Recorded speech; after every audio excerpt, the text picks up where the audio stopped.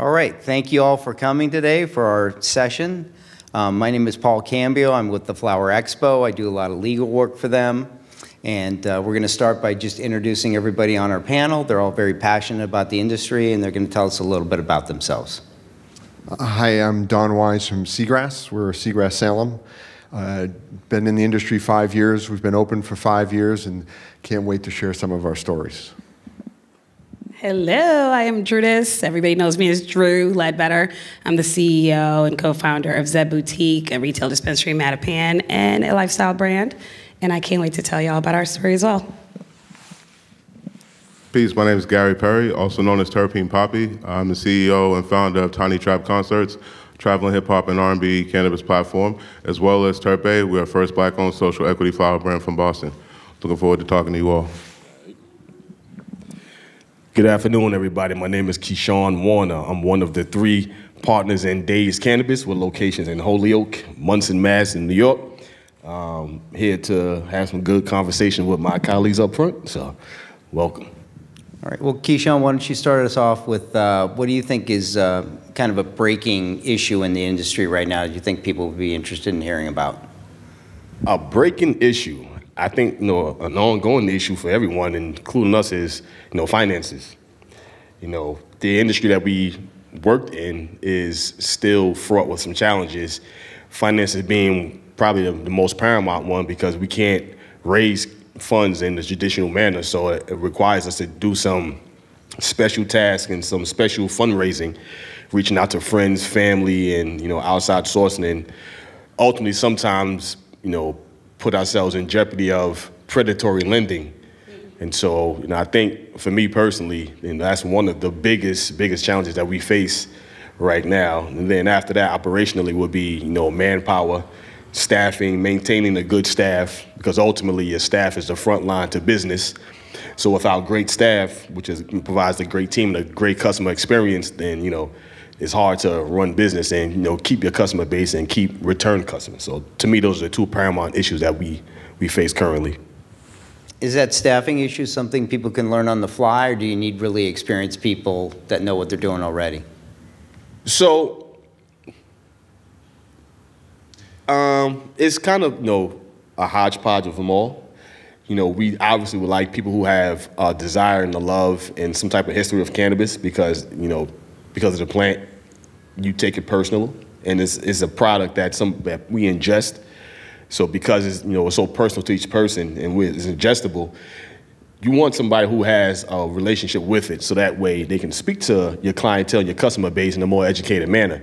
However, that doesn't exclude or disqualify someone from being a good employee, because ultimately at the end of the day, the most important thing is your customer service. Cannabis is like, to me, I always equate to like sneakers or clothing.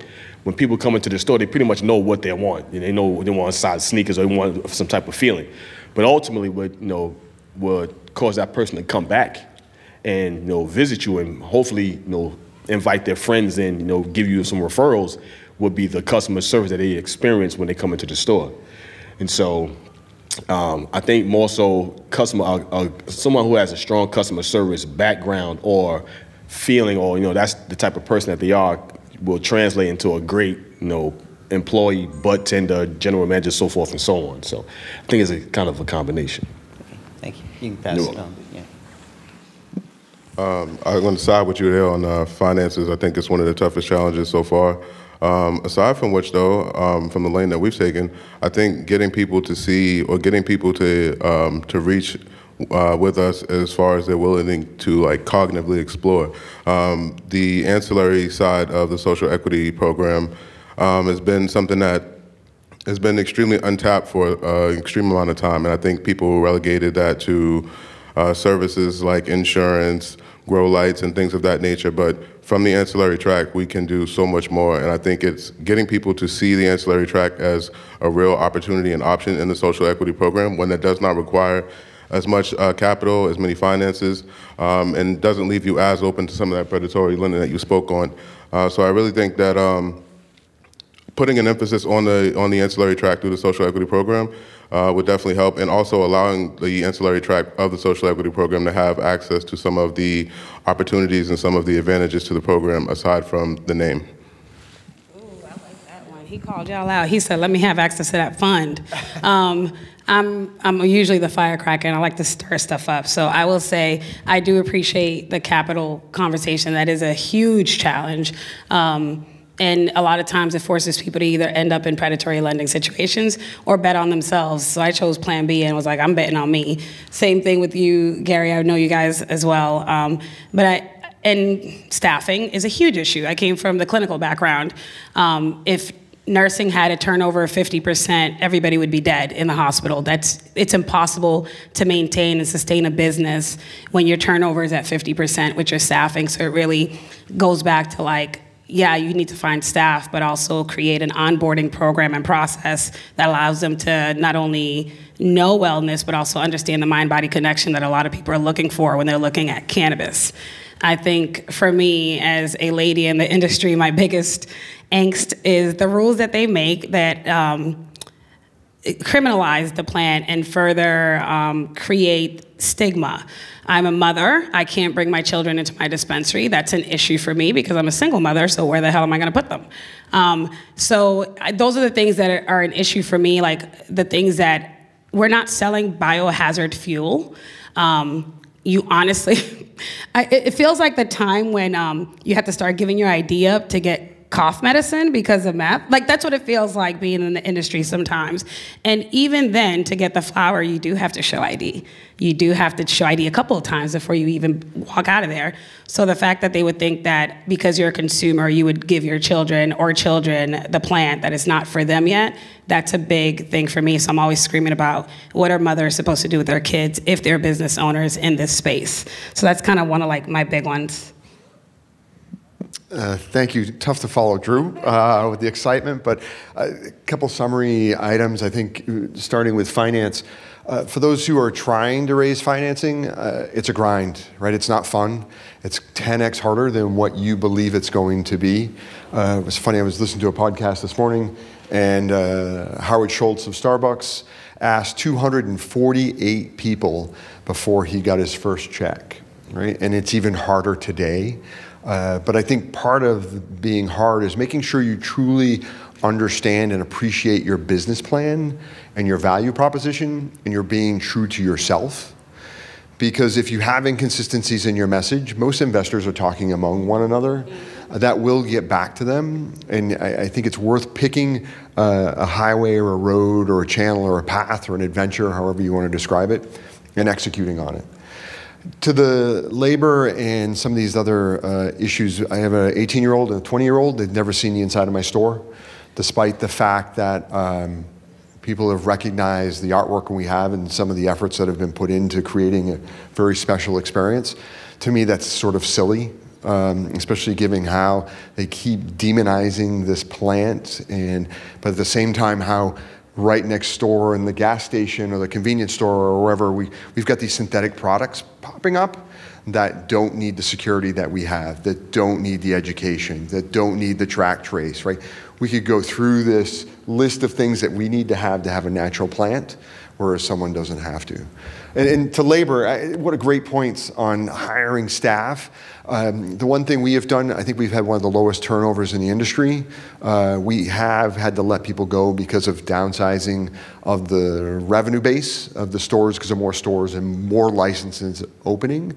But it's to find people who are passionate about customer service, right? This is about a customer service at the dispensary level. Now, production-wise could be very different and very technical, but you really want that individual who sees this as part of humanity. This isn't a transaction, right? How are we developing a relationship? How do I really want you and convince you to come back and see me again, even if I was wrong? That takes a lot of effort and a lot of trust. Excellent. What about the descheduling? How do you think that's going to affect your industry? I'll start, because I may have the controversial response. I think that the descheduling, when it occurs, is just going to raise a lot more of market instability.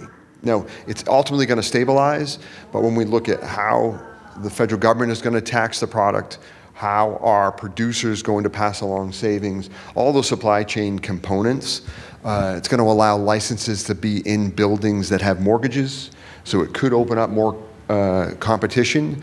So for us, we really have ignored it, to be honest. We've learned how to optimize our business in a 280E environment, and we will continue to evolve as information and laws are passed that evidence this descheduling.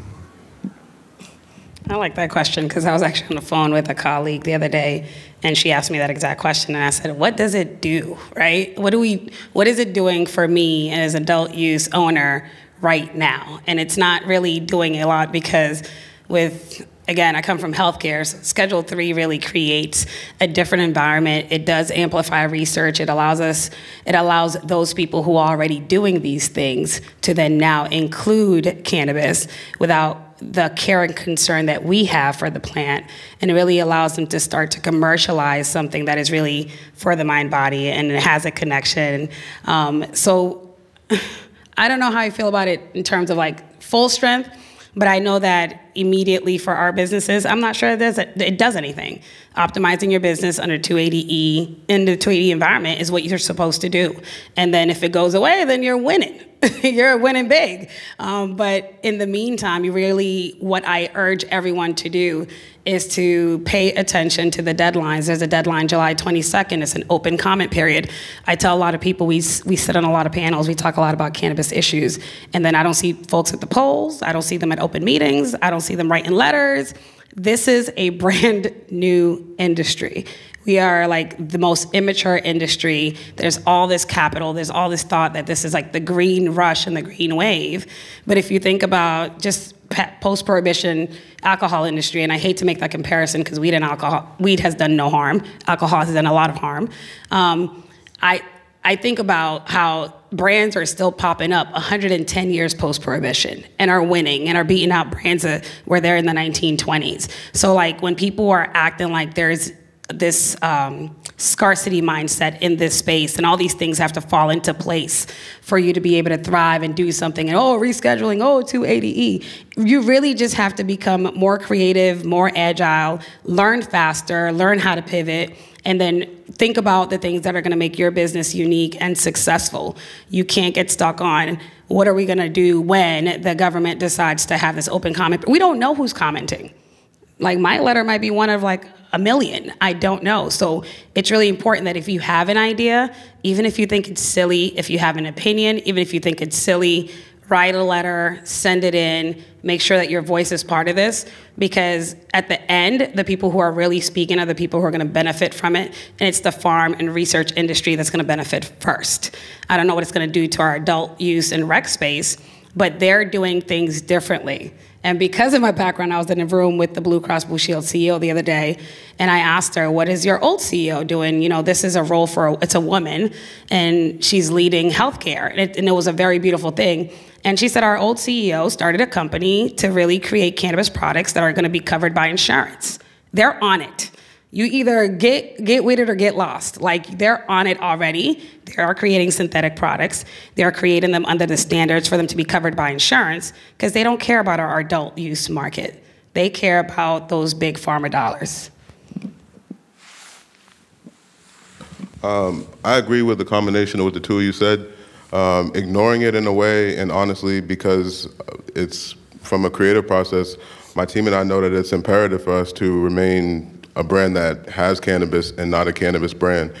From a community, media, collaboration perspective, we've found ways to sink our teeth into almost everything so that we don't have to rely on the cannabis industry and its volatility. So exactly what the two of you said, ignoring it in a way and also keeping one foot in front of the other, staying more creative, staying on top of yourself and establishing yourself further than the industry will allow you at the moment.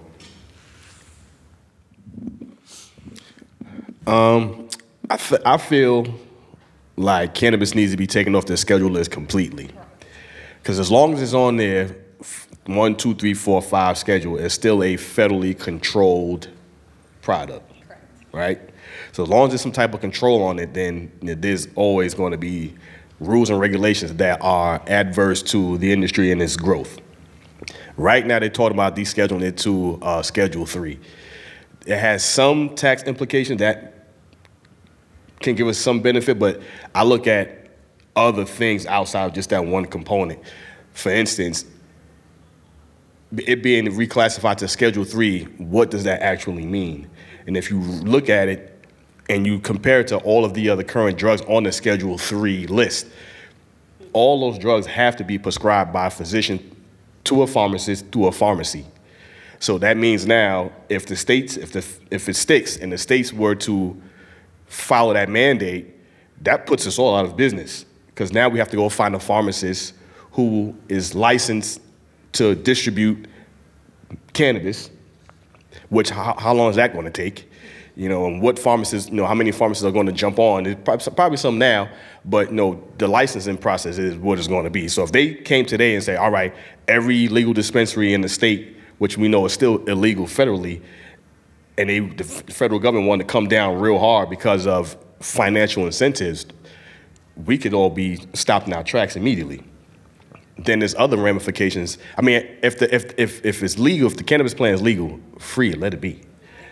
Give it to, you know, the market and let us grow it appropriately. And there's so many other downstream aspects, like, you know, we live in America. America is a firearms two-way country. On the low, there are a lot of people in the cannabis industry who have firearms licenses.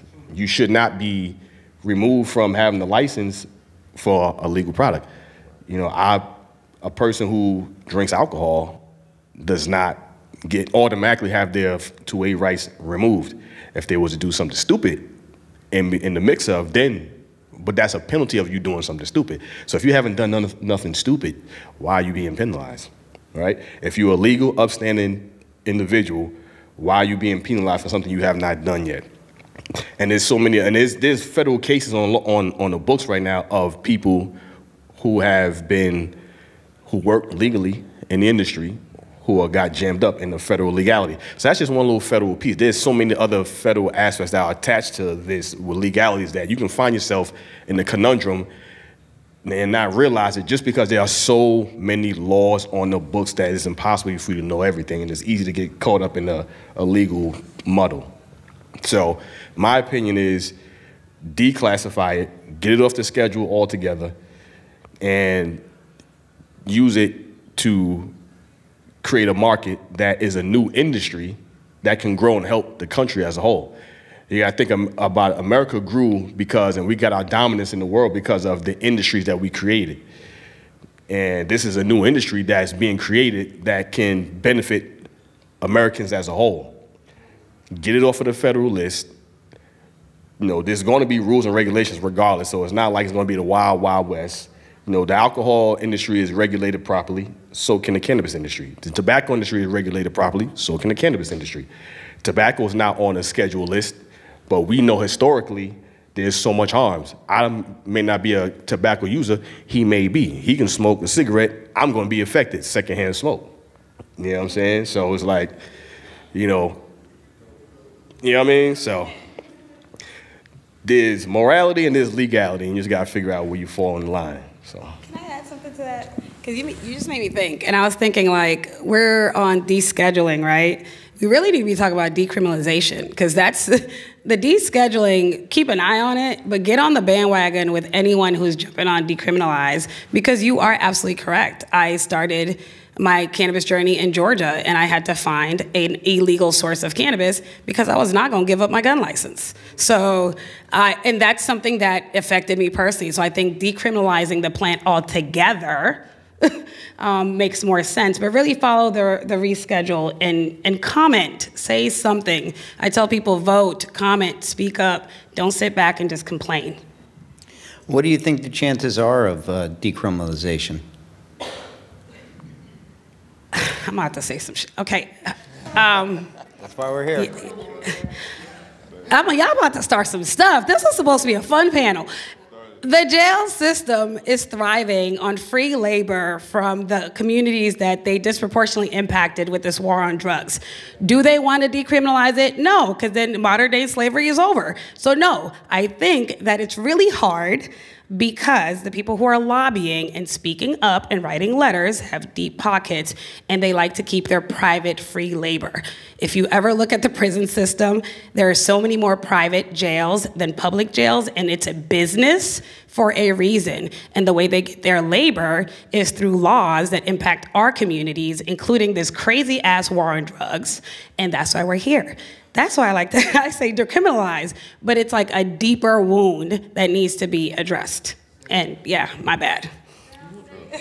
Drop the mic. Might as well drop it. Throw the mic, don't throw the mic. No, but that's decriminalizing really frees everyone, and it does not allow you to keep people against their will to work for you for free. And that's an issue for a lot of people, a real issue, and they don't want to talk about it. It was the beginning of time. Tell them. All right. Have another question? You can hand it to Don. Well, I can't add anything to that, and I think it's wonderful. We have, talking about probabilities, who knows, right? It needs to get done, and when it's going to get done, we don't know, but it only gets done if we put an effort, individually and collectively, to voice a message. And that's on anything that we do in this industry or outside of this industry, in our hometowns, in our states, as a country, right? And I think Drew said earlier, get up and have some action, and that's talking to your representative in a way that they will, and we had this conversation, in a way, in a manner that they will hear you and understand that you truly appreciate about the potential outcome. And there's a lot of ways to do that, but that's for you individually to decide, but we need to do something collectively. Can I add? No, absolutely. We were outside having this whole panel outside, y'all. I'm sorry. But when you say that, to me, it's really, and I've been challenged with this because I'm not a quiet person. If you know me, I'm just not that person. And I'm not somebody who's gonna sit around when don't lie to me, don't tell me stuff that don't make sense. If your math is not mathing, go do your math and come back. That's just kind of how I move. So there are times that we're asking, and because this was essentially the social equity panel, there are times that we're asking black and brown people to come together and have a messaging and a type of messaging and a language and an approach that is inconsistent with the way that we're treated. So even I have had to learn that to really collaborate and unite, I have to back out of the anger and the fear of being reused, recriminalized, and taken advantage of again, and sit in the confidence that I am here for the outcome. And we have to start with do no harm to the industry, to people, to each other. But it's really hard because I have 5 brothers, and just even watching them interact with each other, it's hard to see them not get riled up. That's part of our culture. Like, have you ever seen black people play spades? That's a thing. Like, it's not personal.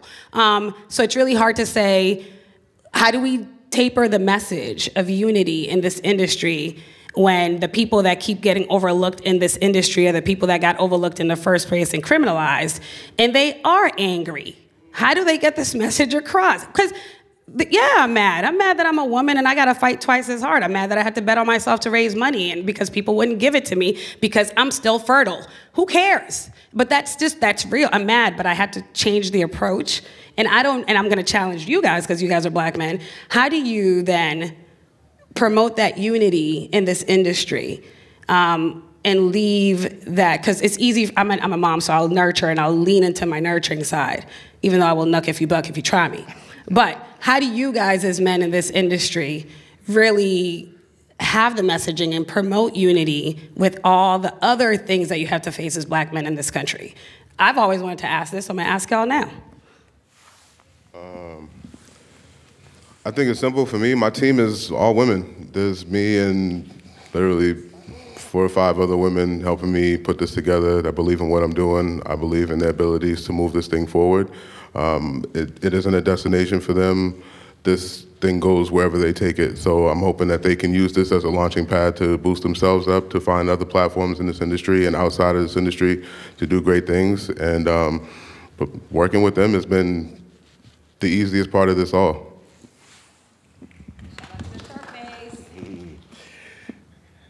That's a good question that you posed, right? Because it is one that's filled with emotion for many people for many reasons, right? And so, me personally, how I do it is similar to the cannabis experience for me, right? I meet everybody where they're at and have the conversations with people who are willing to listen, right? And that's, I think that, to me, that's the beauty of the cannabis plant, is that it's united people from different backgrounds, looks, you know, upbringings, thought processes, because of the plant.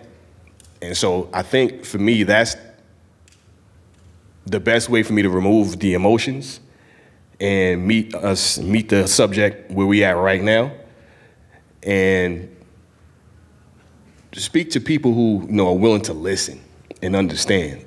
You know, you can talk and have these conversations all day, but I think these are the conversations that we need to have, and we're having them panels like this individually amongst each other, people that we know, people that we don't know, you know, and I think that's the way to really get things going and get rid of the emotion, because the emotions are always going to be there, but if you take a step back, like you said, take a step back from it and be willing to hear somebody else's experience. You know, like in New York, so we know, you know, we're on social equity because our neighborhoods were targeted, right? And it seems like we were the only ones targeted. But the crazy thing is, once you start to get outside of our circle and you start meeting other people from different demographics, you realize that now other people, they might not have been targeted per se, but they definitely were swept up in the nonsense. So we all collectively, wherever we come from, have a shared experience, you know what I'm saying, because of cannabis. You know what I'm saying? And so I think for me, that's the way I approach it. And I have not met anyone who was resistant to hearing what I had to say or my experiences, or people who have experiences like me from our neighborhoods. I think in the cannabis world ourselves, we are more willing to listen to each other.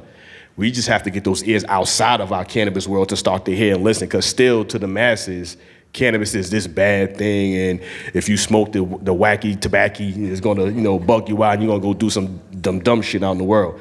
When realistically, we're gonna smoke and mellow back and sit and chill and have thought-provoking conversations with the people that we're around. So for me, that's how I separate my emotions. But then your emotions still getting it, because you have a conversation with somebody who may ring with you, and it's like my partners, Rich and Chris. We're from completely different backgrounds, but we relate. We've had, you know, serious conversations because of a cannabis plant. My background, their background, what was their experiences growing up, and, you know, the people that their friends and family. It was like, well, shit, y'all had similar experiences too. Y'all was doing that too. Get the fuck out of here. I was too. You got caught like that? Oh, me too. Can you believe that shit? So it's like we have more commonality than we do division because of that unifying plant. And I think we start from that basis and have the conversation. From there, we can evolve, and we can evolve and move forward together as an industry to educate the masses and those who are pulling the levers of power in the country to understand where we at, what we're saying, who we are, and you know, start to move in the right direction. I just want to speak on the criminalization. Do I think it's ever going to happen? I don't think so. Or no time soon, only because of 3 words: prison industrial complex. We live in corporate America. This is, you know, money. At the end of the day, what moves our country is finances. And as long as there's a stream of revenue and you have a pipeline to fill that revenue, that pipeline is going to stay open. What they look like cutting it off, right? Would you stop your own money? You know, so. Go ahead, Don. Come on, Don. Jump in. Oh my goodness, no!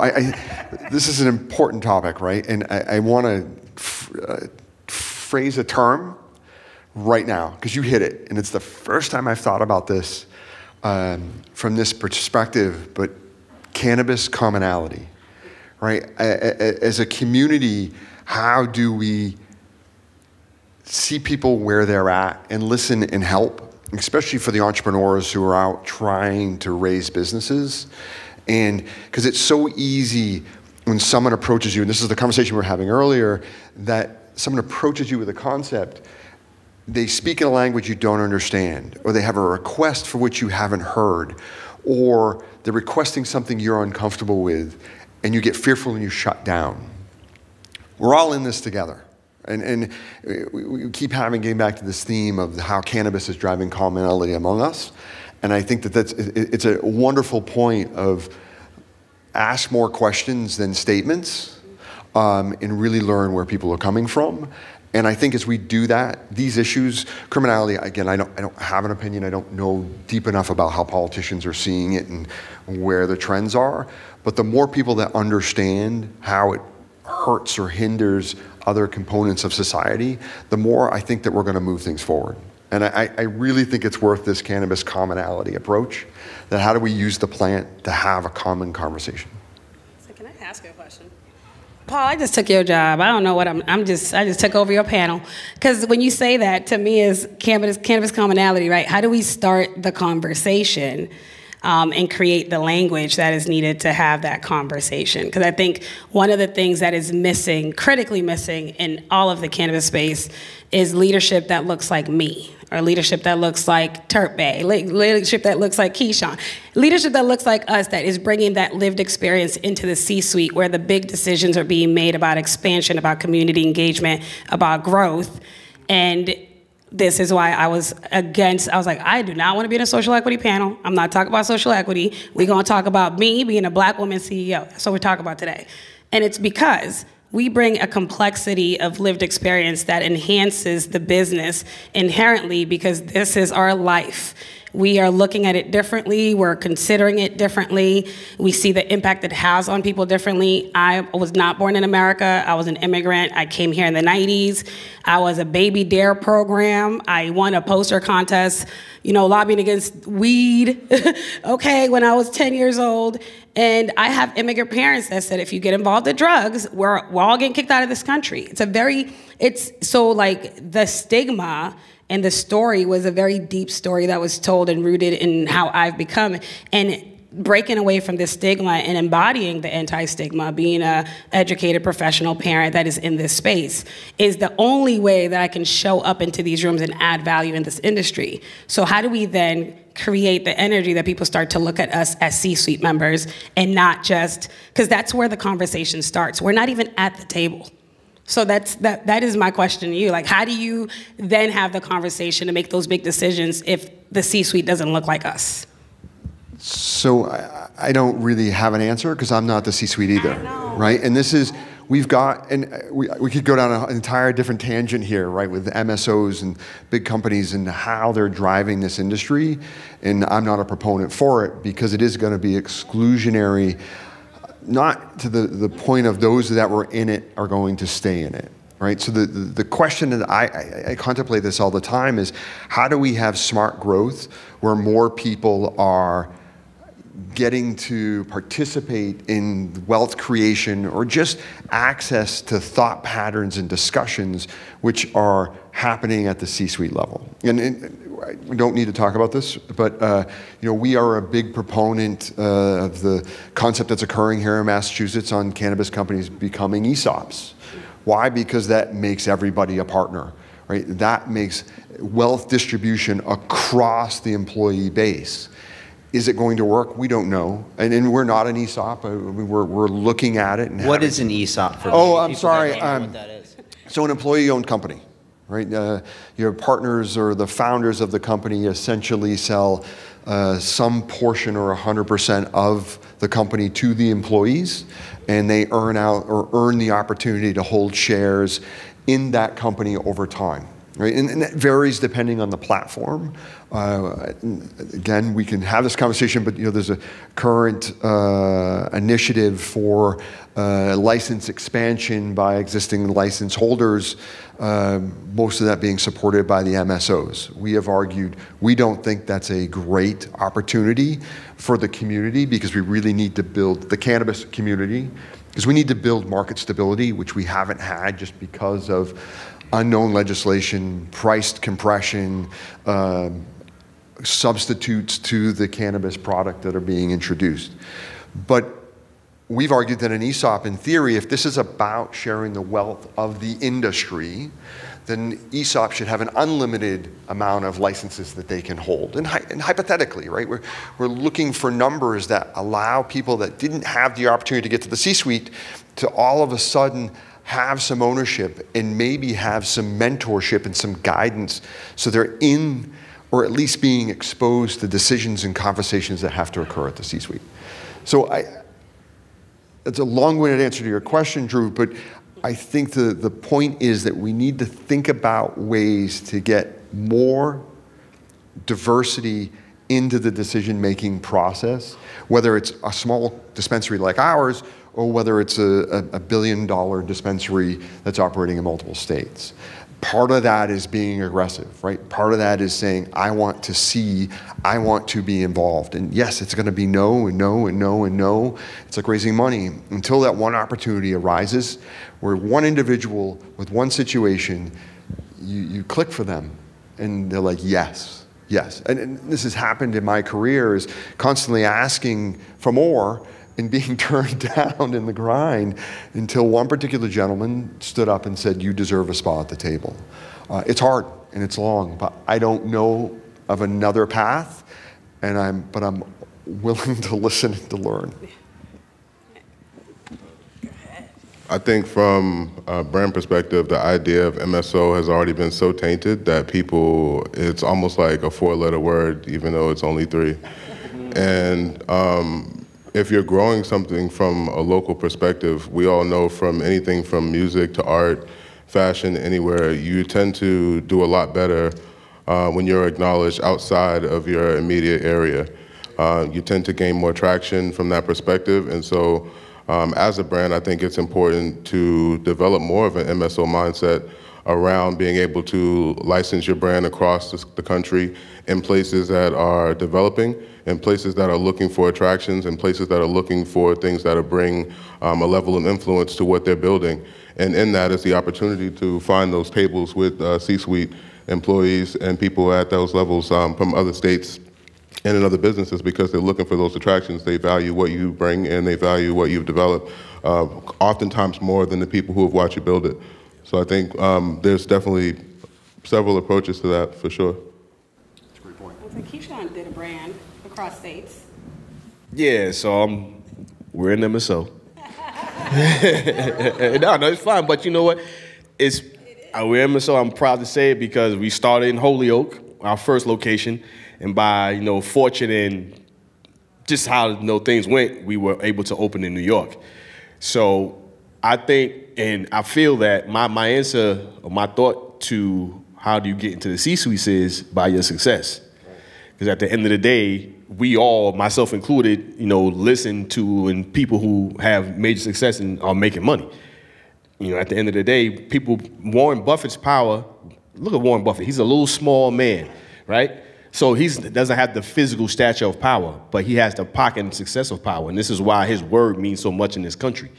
So I think to have the influence in those C-suites, they're people and they function just like everybody else. They're moving and being guided by the money and the success. That's always been the influence. So the more successful you are, the more you can grow and stabilize your operations, and obviously the more money you can make, your business-wise, people are going to take notice and they're going to listen because they want to see, well, what did you do to get where you're at? Now, obviously, you've done something right to get where you're at, and that's what I feel will make C-suite people pay attention, even in legislation. Think about why are most laws? Why do we have lobbyists? Because they have money to move for influence, right? They have the money of somebody or an organization behind them who has the power because of their money, which provides influence. So your success and obviously your finances will, I feel, be the thing that's going to force the C-suites to listen to what you got going on and, give you the decision-making influence in behind those doors. I was gonna say MSO is a 4-letter word, right? But we're all trying to be MSOs. We're all trying to be multiple states. We're all trying to expand our brands. We're all trying to grow our business. So I want to debunk the MSO word and talk about the very elite multi-state operating companies that have created private specs and are trying to go public when the federal legalization gets cracked open and are basically trying to monopolize the industry. I don't want to call MSOs bad because I expect to be an MSO. That is the growth. That's the point. I'm going to be a global brand. So that requires an MSO mindset, as you said, Terpbae. But really, the anti-monopoly mindset is what's more important than saying MSOs are bad, but really being anti-monopoly, because that's what they're doing. Those are the conversations they don't want to set the table for. And that's why there's a reason we're not in some C-suites, is because that's what's happening. And to bring it back to kind of the expansion of licenses here in Massachusetts, my angst with that conversation has always been, why is this the only solution on the table for us to consider? If you're solving a problem, if you're purchasing a car, you go around, you get multiple quotes, you check, you talk to people, you have focus groups, you basically slow roll the process so that you can make a good decision. I have never met somebody who I have met somebody who bought the first house they looked at, but that was crazy. But if you're going to make a big decision, you do research, you do background, you gather information, you talk to the folks. The issue with the expansion conversation is that a lot of people that did not look like us were having this conversation 9 months, and they decided this will only work if we get equity involved. And now they reached out and was like, let's find our pawns. And let's put them on a road show and let them do the work to convince their people that this is good for them, rather than offer us all the solutions that were presented at the table that may be more beneficial. No, a license expansion does not benefit my business. I'm provisionally licensed. I'm in the middle of build out. Why would I give more runway to somebody that is much more well capitalized than me and has shown me that they don't give a damn about the plant and has shown me that they don't give a damn about my community? So I'm not gonna vote for you to expand your whack operations. I'm gonna keep hustling at mine and make sure that I become the type of MSO that's anti-monopoly, that I become the type of MSO that's for the community. And that's kind of like what you're saying, like, yeah, do it different and create your own wealth so that you can have the power and influence that they have. Because money talks and bullshit walks. That's what I was thinking. So, Paul, do you want to start the formal questions? Yeah. Should we start the panel now? Or? Unfortunately, we're out of time. But I want to thank our panel for being here and sharing what they know about the industry with everybody. Give them a round of applause, please.